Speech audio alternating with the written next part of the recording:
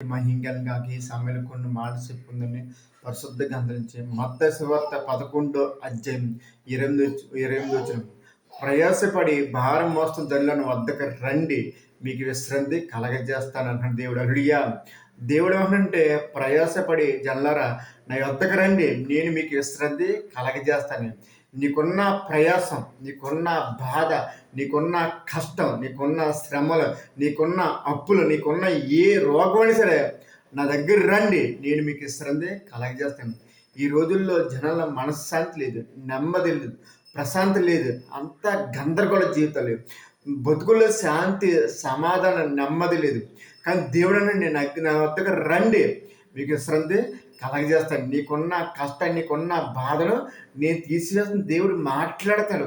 నువ్వు ఎంతకాల శ్రమల్లో, ఎంతకాల బాధల్లో, ఎంతకాల ఇబ్బందులు, ఎంతకాల గొడవలతో నలిగిపోతావు. నీకున్న ఏ దారి లేకుండా దగ్గర రా బిడ్డ, కానీ నీకు విశ్రాంతి కలగదు, నీకు సంతోషం, నీకు ఆనందాన్ని కలగజేస్తాను దేవుడు మాట్లాడతాడు. యేసయ్య నిజమైన దేవుడు, యేసయ్య గొప్ప దేవుడు, ఆయన సజీవుడి దేవుడు, ఆయన జీవం గల దేవుడు, ఆయన నీతో మాట్లాడతాడు. కానీ నువ్వు రా, నీ చీకటి పోతుంది, దేవుడు నీకు ఎలుగు మారుస్తాడు, నీ పరిస్థితి మారుతాడు. నువ్వు ఏ విషయంలో నలిగిపోతావు, ఏ శ్రమలో నలిగిపోతావు, ఏ ఇబ్బందులు నువ్వు నలిగిపోతావు, కానీ ఈయన నా దగ్గర రా అన్నాడు దేవుడు.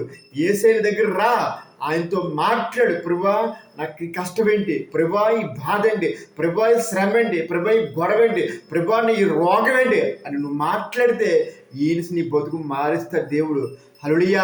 దేవుడికి అసాధ్యమని ఏమీ లేదు, ఆయనకి అంత సాధ్యమే. నువ్వు అనుకోవచ్చు, నాకున్న బాధ, నాకున్న కష్టం లోపల ఎవరో తీరురా అనుకున్నా, కానీ దేవుడు నీతో మాట్లాడి నీకు ఎంత సమస్య, నువ్వు ఎంత భయంకర లోయలోనే సరే దేవుడు నిన్ను పైకి లేపుతాడు. హల్లెలూయా. ఈయనసే మోకరించి, ఈయనసే ప్రార్థన చేయి, నీతో మాట్లాడి నీ బతుకు, నీ జీవితం మార్చేస్తాడు. హల్లెలూయా. ఈ సిన్న ఒక దేవుడు దీవించిన గాక. ఆమేన్.